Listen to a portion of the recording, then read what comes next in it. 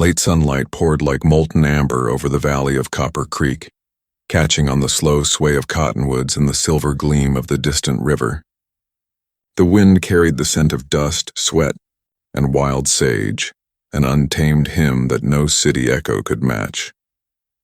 Annabelle Ward stepped down from the stagecoach in her traveling suit of pale blue linen, the hem already stained by red clay. Her gloved hand tightened around the handle of her trunk as she surveyed the frontier town that her father's railroad was about to claim. Copper Creek looked smaller than she imagined.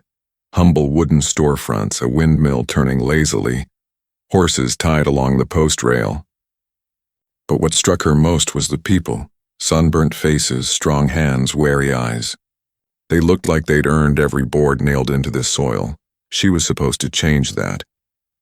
The sign on the depot read, Ward Pacific Expansion, future site of the Transcontinental Link. Her father's words echoed in her mind. This line will carve prosperity through the desert. Belle, remember, you're not here to make friends. You're here to make history.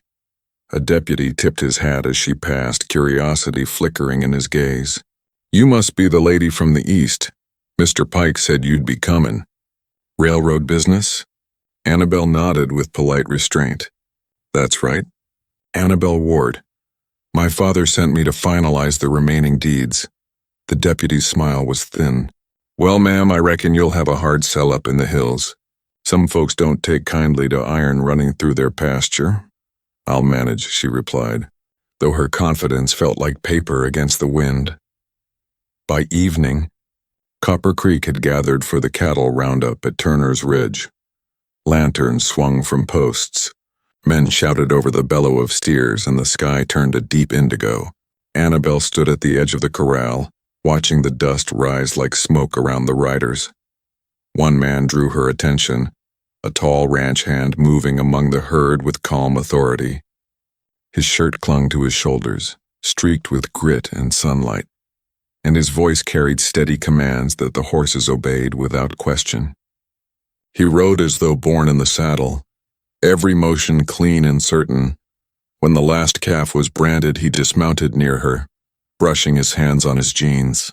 His eyes, gray like riverstone, met hers briefly before lowering in courtesy. Evening, ma'am. Don't see many fine-dressed ladies watching a branding. I'm not here for sport, Annabelle said, steadying her tone. I represent Ward Pacific. I've come to discuss land acquisition for the new rail line. The man's posture stiffened. Then I reckon we're standing on opposite sides of the fence already. May I have your name, at least? Cal Turner, he said simply. This ridge you're standing on? My family's run cattle here since before your father bought his first iron rail. Annabelle tried for diplomacy. The railroad will bring opportunity, markets, jobs, connection to the coast. Cal's gaze hardened. It'll bring strangers who don't care what gets trampled. You lay steel through this valley and Copper Creek loses its soul. The words struck deeper than she expected. There was no rudeness in his tone, only conviction, worn and weathered like the land itself. She drew herself upright. The Ward line is progress, Mr. Turner. Sometimes progress requires sacrifice. Cal nodded slowly. Spoken like someone who's never had to do the sacrificing. He turned away to tend his horse, leaving her standing there, her father's letters of authority burning cold in her pocket. Later that night, from the window of her room above the saloon, Annabelle watched the lights wink across the plain. Men sang somewhere down the street, boots thudding in rhythm, but all she could hear was Cal Turner's voice, quiet, unyielding, true. For the first time, she wondered if her father's empire really meant what he claimed. Outside, thunder rolled over the distant hills. It sounded like a warning. The next morning, Copper Creek woke beneath a veil of gray clouds. Annabelle Ward sat at the desk in her rented room, a cup of coffee growing cold beside the stack of contracts she was expected to secure. Every page bore her father's seal, Ward Pacific Expansion Company, and every name signed was another acre surrendered to the railroad, but one name was missing. Cal Turner. She found herself staring at the blank space where his signature should have been, her pen hovering uselessly. Her instructions were clear: get every deed by persuasion or by leverage. But persuasion hadn't worked, and leverage. She didn't yet know how deep her father's men were willing to dig. A knock at the door broke her thoughts. Baron Pike entered without waiting for permission. His dark suit looked out of place amid the dust, his gold watch chain gleaming like a badge of superiority. "Miss Ward," he drawled, "I trust you're settling in. We've had good progress. Only one holdout remains, the Turner spread. Fine land, that. Ideal for the bridgehead." Annabelle forced a professional smile. "I met Mr. Turner. He's principled, stubborn," Pike corrected. "Men like that don't bend. They break."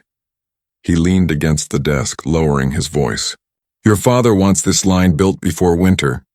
If Turner won't sell, we'll take another route, one that doesn't require his signature." Her brows knit. "What do you mean, another route?" Pike's grin was thin as wire. "Sometimes a deed shows up signed after all. Folks misplace things and papers change hands. We handle the details." Annabelle's breath caught. "You're talking about forgery." He shrugged. "I'm talking about progress. You'd do well not to ask questions that slow it down." And just like that, he was gone, leaving the air heavy with the scent of cigar smoke and corruption. That afternoon, Annabelle rode out toward Turner's Ridge under a sky bruised with storm. The prairie wind tugged at her hat as she followed the narrow dirt trail that led to the ranch. She told herself it was business, that she needed to warn him before Pike's men made their move. When she arrived, Cal was in the corral, hammering a loose board back into place. He glanced up, cautious but not unkind. "Miss Ward, didn't figure you'd come riding out this way again." "I need to speak with you," she said, dismounting. "It's important." Cal leaned against the fence. "Go ahead then. Your ranch, your deed, it's in danger. The railroad means to take it whether you agree or not." His jaw tensed. "And how would you know that?" "I overheard Mr. Pike. They plan to forge your signature and claim the land as purchased. Once the paperwork's filed in Denver, you won't be able to fight it." He studied her face for a long moment, eyes narrowing. "And I'm supposed to believe the heiress of Ward Pacific just happened to grow herself a conscience?"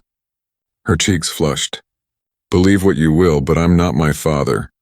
Cal stepped closer, his voice quiet but sharp. "You're carrying his name, his orders, and his money. You want to help? Then prove it." She faltered. "If I tell the authorities, I betray my family. But if I stay silent, then you betray the truth," he finished for her. They stood there in the wind, two souls on opposite sides of the same fire. For the first time, she saw the scar along his forearm, the mark of years of labor and something else, something unbroken. Cal Turner wasn't just a ranch hand. He was a man rooted to the land like the oaks that lined the ridge. Annabelle swallowed hard. "I'll find proof," she said at last. "Something the law can't ignore." He looked at her long enough for her pulse to quicken, then nodded. "All right, Miss Ward, but understand this. You cross your father's men and they won't think twice about burning you along with my ranch." Her voice steadied. "Then I suppose we'll both stand in the ashes." Thunder cracked across the plain. As she mounted her horse to leave, Cal called out, "You shouldn't have come here." "I couldn't stay away," she replied softly. He watched her ride off into the storm, the first drops of rain cutting through the dust. Somewhere deep inside, he already knew. Whatever fire she'd lit, it wouldn't be easily put out.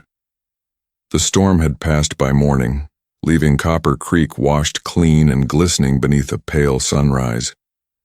But for Annabelle Ward, nothing felt cleansed. The words she'd spoken to Cal Turner still echoed through her.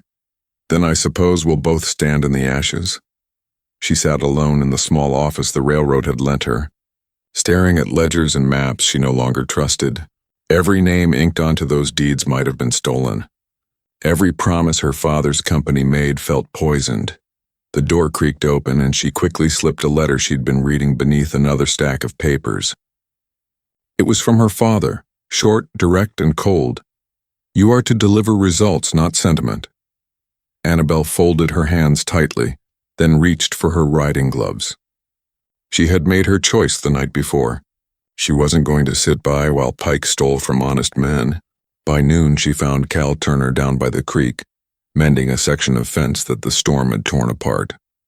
His dog, an old blue heeler, watched her approach with suspicion but no bark. Cal didn't look up. "You're either braver than I thought or more foolish. Maybe both," she said, dismounting. "I found the proof you asked for, or at least the beginning of it." That made him pause. He straightened, hammer still in hand. "Go on." She opened her satchel and pulled out 2 contracts. "These are copies Pike filed yesterday. One's for the Brant Ranch, one for the Kavanaugh claim. Both have signatures that don't match the originals in the county ledger." Cal took them, scanning the neat, perfect handwriting. "Forged, all right. The Kavanaughs can't even read, much less sign a document like this." Annabelle's voice was low, urgent. "If we can get the county clerk to confirm it, the whole operation collapses. But Pike keeps the real files locked in the depot safe. I need your help getting them." He gave her a long, skeptical look. "You're asking a ranch hand to help a railroad. Heiress steal from her own company. I'm asking you to help me stop them from stealing from everyone else," she replied.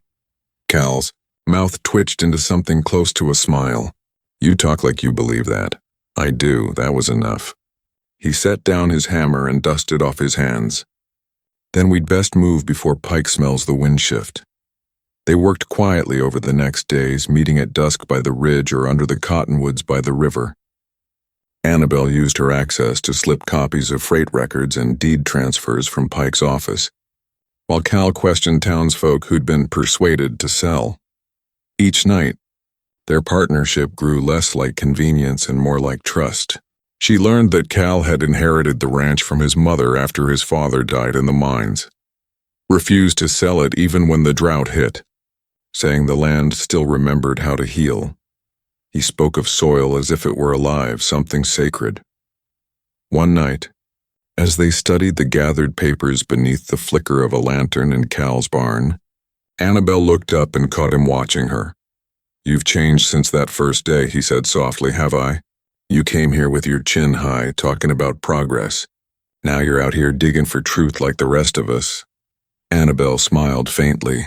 "Maybe I just needed to see what progress costs." Before either could say more, hoofbeats thundered outside. Cal blew out the lantern and they froze. Through the cracks in the barn wall, Annabelle saw Pike and 2 men dismounting, their coats slick with dust. "Check the place," Pike ordered. "That Turner fella's been stirring trouble. If he's got papers, I want 'em." Annabelle's breath caught, but Cal touched her arm, steadying her. They waited in silence as the men stomped through the shadows, searching. Finally, after what felt like an eternity, the horses rode off. When it was safe, Cal whispered, "He's watching you." "You know that," she nodded. "He warned me once. I don't think he'll warn me again." Cal studied her, the lines of concern deep around his eyes. "You don't owe this town your ruin, Miss Ward." Her voice was steady now. "Maybe not, but I owe myself the truth." And somewhere between the creak of the barnwood and the slow-rising dawn outside, Cal Turner realized the woman standing beside him was no longer a railroad heiress. She was a flame, and Pike had just given her reason to burn. The town hall of Copper Creek had never held so many people, or so much tension.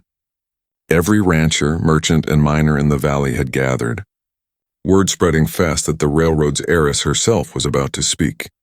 Annabelle Ward stood near the front, her gloved hands trembling despite her best effort to keep them still. Cal Turner waited near the back wall, hat in hand, his eyes on her, not as a man in awe, but as one who knew the cost of courage before it was spent. Baron Pike presided at the podium, his voice oily and confident. "Ladies and gentlemen," he said, "the Ward Pacific expansion brings progress, real, lasting prosperity. Every town that's welcomed our line has seen growth, commerce, and stability. Copper Creek will be no different." Murmurs rippled through the crowd, half hope, half doubt. Then Pike turned toward her. "Miss Ward, perhaps you'd like to say a few words on behalf of your father's company?" Annabelle stepped forward, her heartbeat hammering. She looked out over the faces. People who'd built homes with their bare hands, whose futures were being bartered without their knowing. She had rehearsed polite phrases the night before, but none of them felt honest now. When she spoke, her voice was calm, clear, and dangerous. "I came here to secure your land," she began, "to convince you that selling was the path to progress. But I've seen what that progress costs, and I can't stand behind it anymore." A hush fell. Pike's smile faltered. Annabelle went on, her voice gaining strength. "Some of you have been pressured, some lied. Some may even find deeds bearing your names that you never signed. That's not progress, that's theft." A murmur turned to an uproar.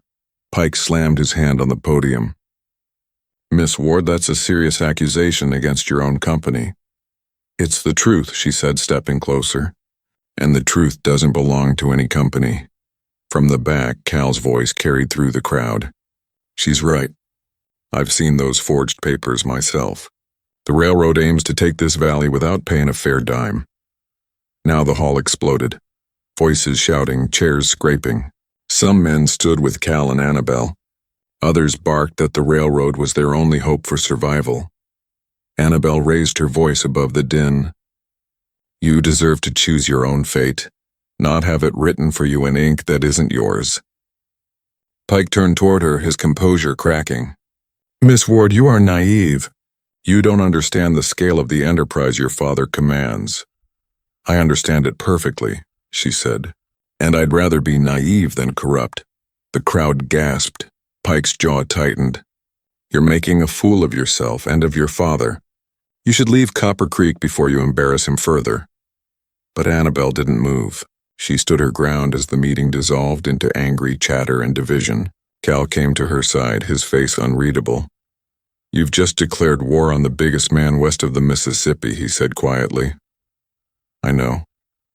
He touched the brim of his hat, half a salute, half a warning. "Then you'd best be ready for him to fight back." Outside, the wind had picked up again, carrying the smell of rain and dust. Annabelle walked with Cal toward the hitching posts. Her voice was low, shaken but resolute. "Do you think I made a mistake?" Cal looked at her for a long moment. "No, but you sure made an enemy." He helped her mount her horse. "You need to leave town tonight," he urged, "before Pike sends someone after you. This isn't a battle you can win by talking." Annabelle met his eyes. "If I leave now, then all this, what we found, what we stood for, it means nothing." "Belle," he said softly, the first time he'd spoken her name that way. "You don't owe this fight to anyone." She shook her head. "I owe it to myself, and maybe to you." For a moment, neither spoke. The rain began to fall, soft but steady, tracing silver lines down the brim of his hat. Cal's voice dropped. "Then I'll stand with you. But understand, after tonight, there's no going back to who you were." Annabelle glanced toward the dark clouds rolling over the ridge. "Good," she said. "I don't think I want to." Lightning flashed far off beyond the valley. The battle lines were drawn, not on paper but in conviction. Night fell heavy over Copper Creek, the kind of darkness that made even the coyotes stay quiet. Cal Turner was out by the paddock mending a lantern when he saw the flicker of torches cresting the ridge. Too many, moving too fast. His gut turned cold. He didn't hesitate. He ran for the barn, shouting for his hand, Tom, to get the horses clear. Then he saw it. Fire, bright and hungry, already eating along the east fence line. "Pike's men," Cal muttered, teeth gritted. "They're burning us out." Within minutes, the air was thick with smoke and panic. Flames leapt from post to post, carried by the wind. Cal rushed toward the well, hauling up buckets, shouting orders. But even as he fought, he knew there were too many of them. Then, through the haze, he saw a rider tearing down the hill, skirts flying, hair unbound. "Annabelle!" She galloped straight into the firelight, pulling her horse to a stop beside him. "They're coming for you, Cal. Pike sent men to destroy everything. He means to frame you for theft, say you torched your own ranch for insurance." Cal cursed under his breath. "He's faster than I thought." Annabelle dismounted, grabbing a bucket from the well. "Then we'll be faster still." He tried to push her back. This ain't your fight, Belle. Go. Stop telling me to run, she shouted, eyes blazing. You'll die if I leave. Their argument ended when the barn doors caught fire. Cal dashed forward without thinking, yanking them open to let the trapped cattle stampede out. The heat blistered his arms, the smoke clawed his lungs, but Annabelle was right behind him, pulling open the smaller pens. The blaze roared like a beast unleashed, sparks raining down around them. Together they drove the herd clear toward the creek, choking on smoke and shouting over the din. When the last animal broke free, Cal grabbed Annabelle's arm and pulled her behind the water trough just as the barn roof collapsed in a shower of sparks. The sound was deafening, wood snapping, iron shrieking, the valley lit like Judgment Day. For a long moment neither spoke. They just sat there coughing, their faces streaked with ash. The fire had spared the house, but half the ranch was gone. Finally Annabelle looked up at him, voice trembling but sure. He won't stop, Cal. Pike means to ruin you, and he'll use me to do it. Cal met her gaze, the firelight flickering in his gray eyes. Let him try. I've lost barns before. I can build again. You can't fight a company like Ward Pacific alone. He gave a bitter half-smile. Ain't alone anymore, am I?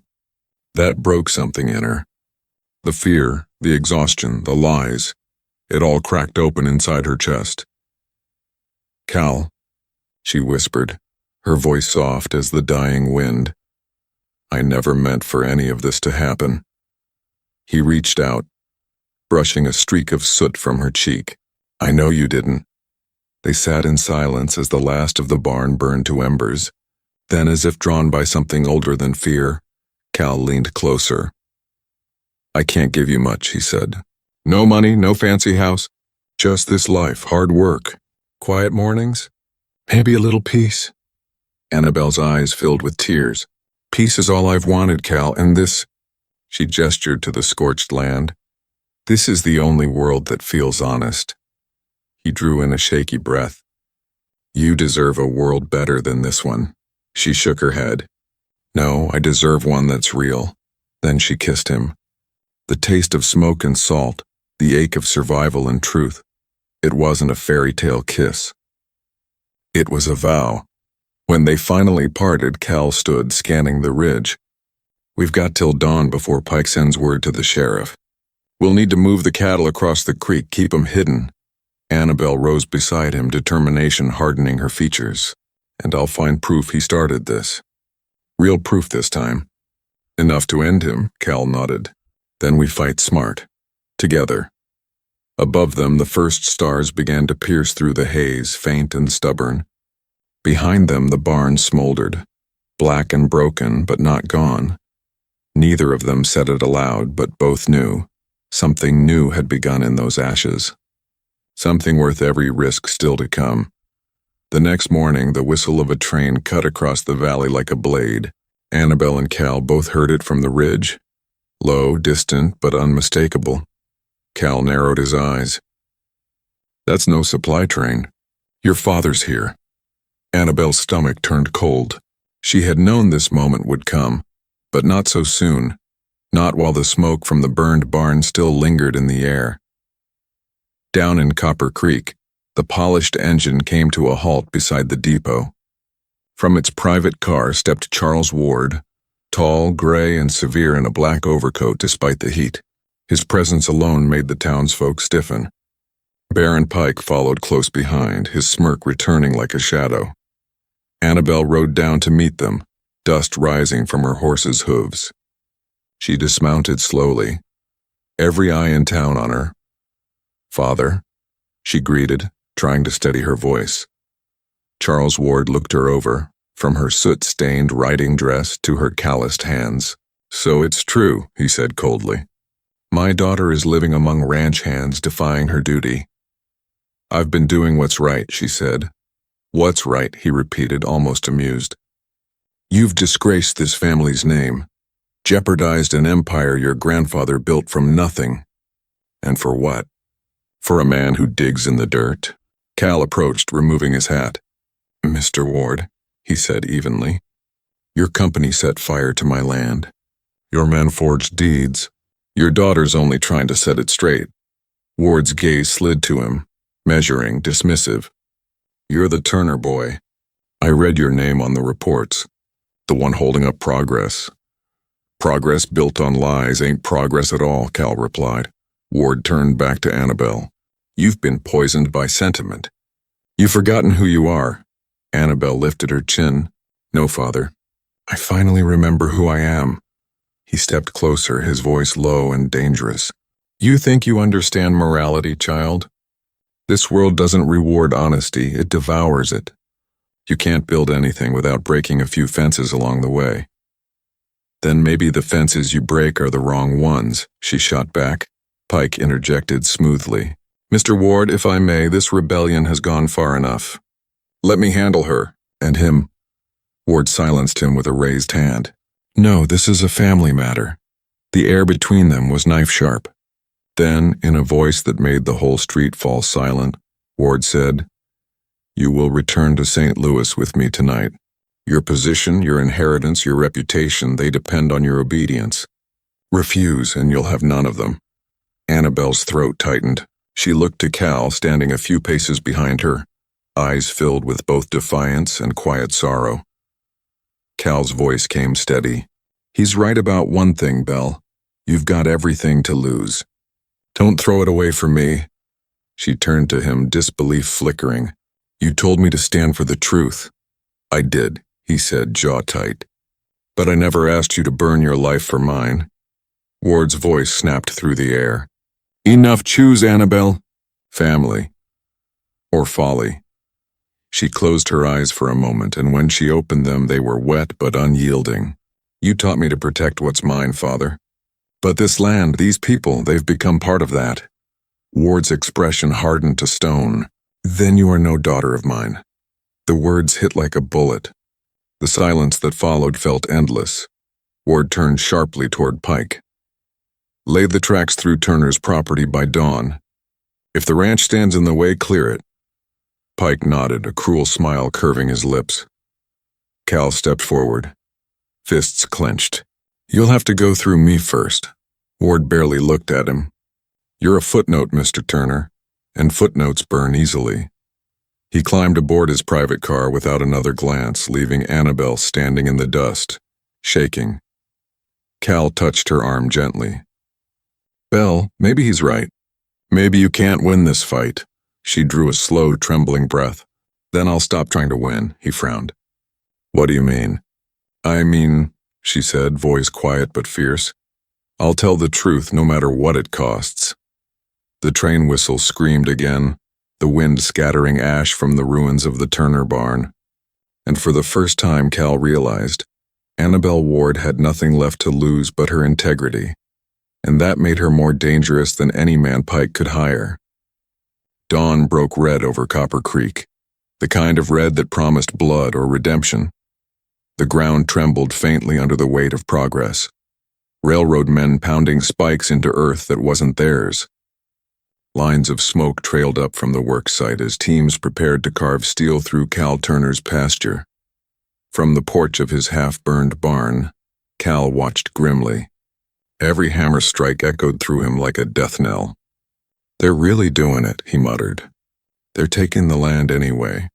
Then from the ridge a single rider appeared. Annabelle. Her dress was plain, her gloves gone, her hair whipped loose by the wind. In one hand she held a bundle of papers, tied with a crimson ribbon and sealed in wax. When she reined up beside Cal, her eyes burned with purpose. I found them, she said. Pike's contracts, the originals. Every forged deed, every false signature, and letters from his office showing he ordered the fires. Cal stared at her, disbelief giving way to awe. You stole from your own father's company. I exposed what he built it on, she corrected. He started to protest, but she was already swinging back into the saddle. Come with me. It's time everyone knows. By mid-morning, the whole town had gathered at the edge of the worksite. The railroad crew halted as Annabelle and Cal rode in, side by side, dust billowing behind them. Baron Pike stood at the center, barking orders, his hat glinting in the harsh light. Well, if it isn't the prodigal daughter, he sneered.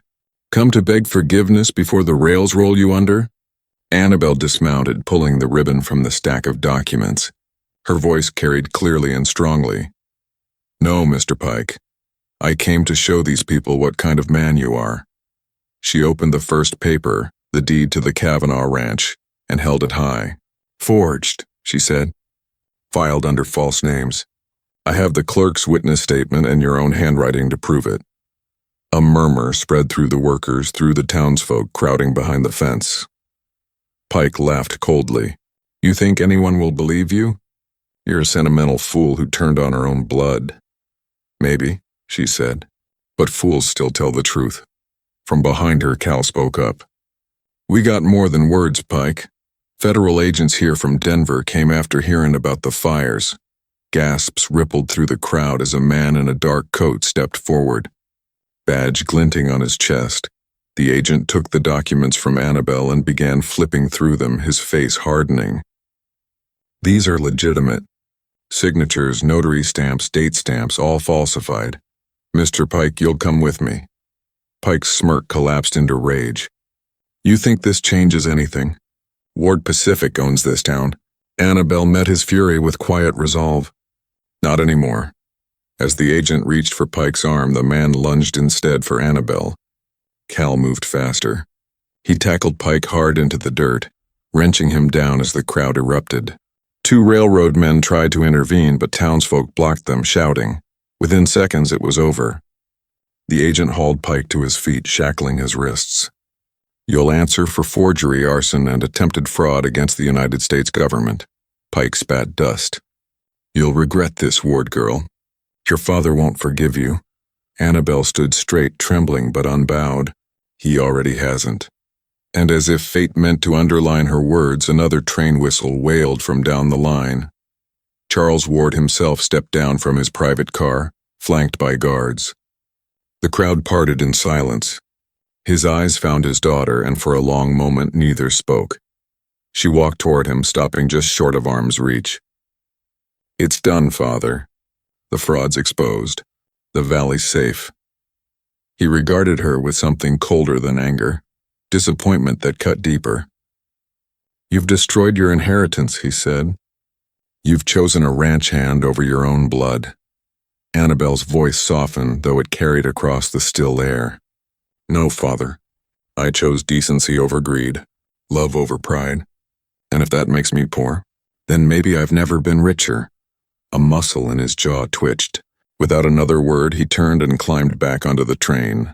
The whistle blew once, long and lonely, before the engine pulled away, taking with it the last tie she had to the world she'd come from. As the dust settled, Cal stepped beside her. The crowd began to cheer, quietly at first, then louder, until the sound rolled like thunder through the valley. Annabelle exhaled, her whole body trembling with the weight of what was done. It's over, she whispered. Cal shook his head, a faint smile tugging at his lips. No, Belle, it's just begun. Behind them, the men dismantled the half-laid tracks, steel pulled up from soil that refused to be tamed. And for the first time since she'd arrived, Copper Creek felt like it could breathe again. Weeks had passed since the dust had settled on Copper Creek's stand against the railroad. The scorched fields had begun to green again, and the smell of smoke was replaced by the clean scent of rain-soaked earth. The valley breathed easier, as though it too had been waiting for justice to take root. Annabelle Ward rose with the dawn now, not to silk sheets or silver trays, but to the creak of a barn door and the low hum of cattle in the mist. Her hands, once soft from city life, bore faint calluses.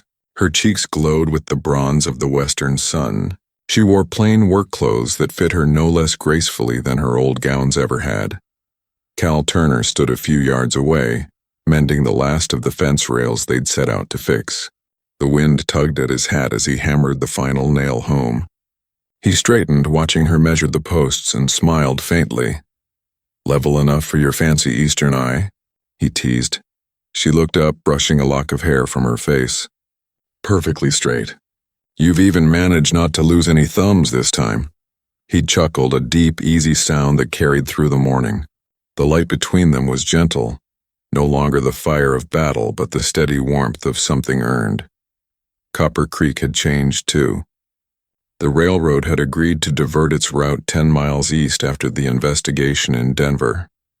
The valley would stay untouched, its river and ranches preserved. Baron Pike was awaiting trial. The ward name, once a symbol of unchecked power, now stood for something else entirely, a caution, and perhaps someday a lesson. Still, rumors drifted west with each mail coach. Charles Ward had not forgiven his daughter. He'd stripped her name from his company's registry, closed her accounts, and replaced her portrait in his mansion with a blank frame. When Cal brought it up one evening, while the two sat by the fence line watching the sunset, Annabelle only shrugged. "I lost a fortune," she said softly, "but I found a life." He turned to her, eyes full of quiet admiration. "Don't sound like you missed that other one." She smiled faintly. "Sometimes I miss the certainty. The way I thought the world worked. Clear lines between right and wrong. But here it's different. It's messier, harder, more honest." Cal reached for her hand. "Honesty's worth the bruises it gives." She leaned her head against his shoulder, listening to the rustle of grass and distant lowing of cattle. "Then I guess we're rich after all." The days rolled into one another, slow, full, alive. Annabelle worked the forge with the blacksmith's wife, learning to shoe horses and fix broken tools. She helped the ranch wives teach their children letters under the oak tree near the creek, and every evening when the sky turned the color of burnt gold, she and Cal would walk the pasture counting the herd, talking about tomorrow. Sometimes travelers passing through Copper Creek would recognize her. "Ain't you Charles Ward's daughter?" they'd ask, surprised to find her hauling buckets or fixing fences. She always answered the same. "Not anymore. I'm just Annabelle Turner from Copper Creek." The name always came with a little catch in her breath, though she hadn't yet spoken it formally. One evening, Cal noticed. "You keep saying that name like it's borrowed," he said, leaning against the fence post. She smiled sideways. "Maybe it's waiting to be earned." He hesitated, studying her in the amber light. "You already earned it, Belle. Every bit of it." The next morning, the valley woke to bells from the small chapel at the edge of town. The same folks who'd once doubted her now filled the benches, bringing wildflowers and laughter. Cal stood at the front, nervous hands smoothing his coat, while Annabelle walked the aisle in a simple white dress sewn by the ranch wives. No lace, no jewels, just sunlight in her hair and hope in her eyes. When the preacher asked, "Do you take this man to walk beside him through all trials and triumphs?" she didn't hesitate. "I already have," she said, and when Cal's turn came, his voice trembled once, then steadied. "I reckon I'll be grateful till the day I die." Applause burst through the small chapel, and outside the wind carried the sound across the open plains. That night, the two of them sat beneath the stars, the fence line stretching far into the dark, silvered by moonlight. Cal's arm rested around her shoulders. The cattle were quiet. The world, for once, was still. Annabelle looked out at the wide horizon. "Funny," she murmured. "All my life I thought home was built of walls and marble." Cal glanced at her. "And now?" She smiled softly. "Now I know it's built of dirt, sweat, and someone worth standing beside." He tipped his hat, a grin spreading slowly and genuinely. "Then welcome home, Mrs. Turner." And as the night settled over Copper Creek, their laughter blended with the wind. Two souls who had defied empire, found truth and built a new life not from wealth, but from the simple, unbreakable grace of love. If you enjoyed this Wild West tale of love and courage, don't forget to hit that like button and subscribe for more stories from the frontier.